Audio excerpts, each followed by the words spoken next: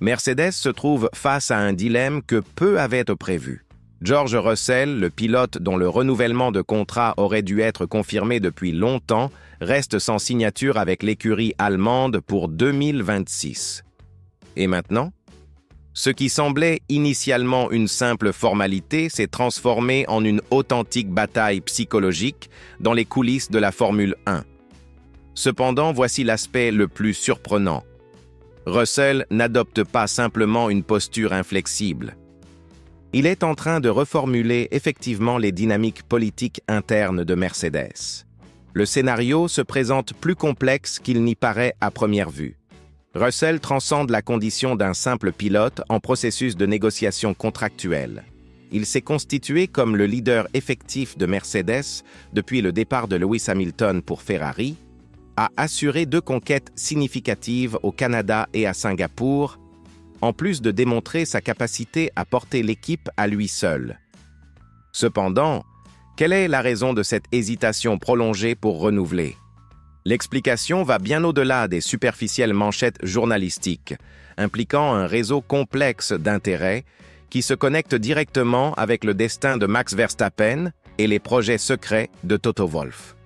Günther Steiner, ancien dirigeant de Haas, a lancé une révélation explosive sur le marché en exposant ce qui se passe véritablement en coulisses. Selon l'Italien, Russell n'attend pas simplement un renouvellement. Il adopte une stratégie inflexible et profite de sa position privilégiée pour extraire le meilleur accord possible de Mercedes. Et, étonnamment, il possède tous les atouts nécessaires pour exécuter une telle stratégie. Steiner a été catégorique. Russell comprend parfaitement sa valeur sur le marché et refuse d'accepter les conditions que Mercedes prétend imposer. Examinons les données concrètes. Mercedes a présenté une proposition contractuelle d'une seule année pour Russell. Pour quelle raison? Élémentaire. Toto Wolff nourrit encore des espoirs concernant Max Verstappen pour 2027. Le quadruple champion du monde est allé jusqu'à dialoguer avec l'équipe allemande sur un éventuel transfert, mais a fini par renouveler avec Red Bull jusqu'en 2028. Néanmoins, Wolff maintient des possibilités ouvertes pour le Néerlandais, ce qui signifie que Russell pourrait être écarté si Verstappen décidait de quitter Red Bull en 2027. Il s'agit d'une stratégie dangereuse qui pourrait s'avérer extrêmement coûteuse pour Mercedes. Toutefois, Russell ne fait pas preuve de naïveté. Il comprend qu'accepter un contrat d'une seule année équivaudrait à accepter le rôle de pilote provisoire, une solution temporaire jusqu'à ce que Verstappen apparaisse. Cela contredit complètement le profil de celui qui dirige Mercedes et démontre sa capacité à disputer des victoires. L'Anglais aspire à davantage. Il désire un contrat pluriannuel, recherche une reconnaissance en tant que véritable leader de l'équipe et prétend recevoir une rémunération compatible avec les grands pilotes de la grille. Après tout, pourquoi accepter des sommes dérisoires quand on fournit des résultats de champion? Et voici l'aspect le plus fascinant de cette narration. Steiner a révélé que Russell possède un avantage colossal dans cette négociation, un avantage que Mercedes elle-même a engendré. Qui d'autre l'équipe allemande pourrait-elle placer dans la voiture si Russell ne renouvelle pas? La réponse est terrifiante pour Wolff. Pratiquement personne. Mercedes s'est placé dans un piège de sa propre création et maintenant Russell exploite cette vulnérabilité avec la précision d'un spécialiste. Mercedes ne constitue pas une équipe ordinaire. Elle ne peut se permettre le luxe de placer un pilote médiocre dans la voiture et espérer que tout fonctionne correctement. L'équipe allemande a besoin de concourir pour des championnats, doit retourner au sommet et pour cela requiert des pilotes capables de fournir des résultats immédiats. Russell a prouvé cette capacité. Ces possibles remplaçants disponibles sur le marché? Eh bien, cela constitue une liste assez réduite et peu attrayante pour une équipe avec les ambitions de Mercedes. Andrea Kimi Antonelli, le jeune Italien qui forme un duo avec Russell, reste un débutant apprenant les secrets de la catégorie. Placer 2 pilotes inexpérimentés serait un suicide compétitif pour une équipe avec les prétentions de Mercedes. Les autres pilotes libres sur le marché sont soit très en deçà du niveau nécessaire, soit simplement pas disponibles. C'est une circonstance qui place Toto Wolff dans une situation extrêmement délicate. Cette situation a généré un paradoxe captivant. Plus Mercedes repousse le renouvellement avec Russell, plus elle démontre qu'elle a besoin de lui. Et plus elle met en évidence ce besoin, plus la position de l'Anglais devient robuste dans les négociations. C'est une partie d'échec où Russell a déplacé ses pièces de façon magistrale et est maintenant pratiquement en train de mettre Toto Wolff en échec et mat. Le pilote anglais a transformé ce qui aurait dû être une négociation habituelle en une démonstration de pouvoir politique. Steiner a été encore plus incisif dans son analyse. Il a souligné que, si Verstappen rejoint réellement Mercedes en 2027, Russell ne resterait pas abandonné. L'Anglais pourrait facilement se transférer chez Red Bull, créant une permutation qui bénéficierait à tous les impliqués. Mais un autre problème surgit. En 2027, ce serait Red Bull qui aurait un avantage complet dans les négociations avec Russell, et non l'inverse. C'est un scénario qui démontre combien le moment opportun est fondamental dans l'univers de la Formule 1.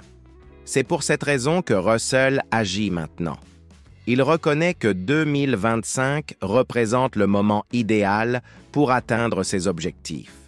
Il présente de bonnes performances, Mercedes a besoin de lui, il n'existe pas d'alternative viable sur le marché et il possède l'historique des résultats pour justifier ses exigences. C'est maintenant ou jamais pour obtenir un contrat de rêve. Et Russell semble avoir parfaitement compris cette fenêtre d'opportunité. La relation entre Russell et Wolff ajoute également une couche intéressante à ce roman.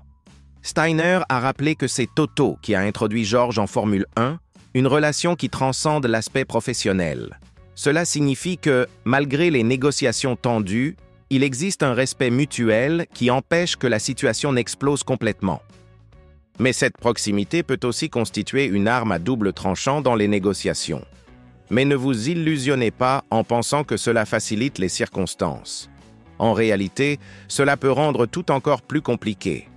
Russell sait que Wolff nourrit une affection spéciale pour lui, mais il reconnaît également que l'Autrichien est un homme d'affaires pragmatique qui n'hésiterait pas à le congédier si une option supérieure surgissait.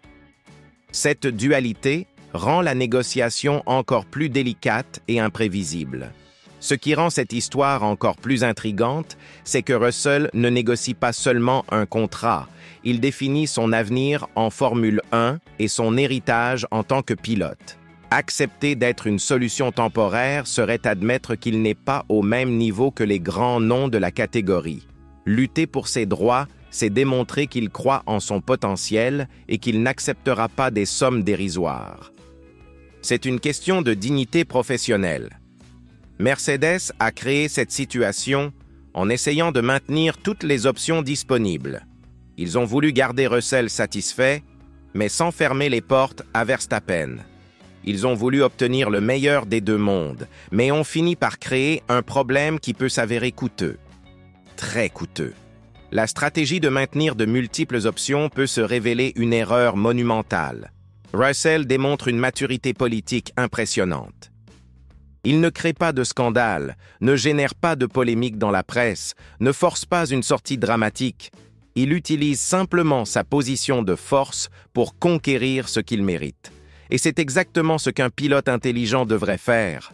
C'est une leçon sur la façon de se comporter dans des négociations de haut niveau. La question actuelle est « qui cédera en premier ?» Mercedes, qui doit définir sa formation pour 2026 et ne peut se permettre de perdre Russell. Ou Russell lui-même, qui pourrait risquer sa position dans l'une des meilleures équipes de la grille. C'est un jeu de nerfs qui peut définir l'avenir des deux. Une chose est certaine, ce roman est loin de sa fin et le dénouement peut complètement changer le panorama de la Formule 1 pour les prochaines années. Russell a prouvé qu'il n'est pas seulement un pilote rapide, mais aussi un négociateur habile. La question qui demeure est, Toto Wolff est-il prêt à payer le prix que son protégé exige? Le temps le révélera, mais une chose est garantie. George Russell n'est plus disposé à accepter n'importe quelle proposition. Et cela peut être exactement ce que Mercedes avait besoin d'entendre.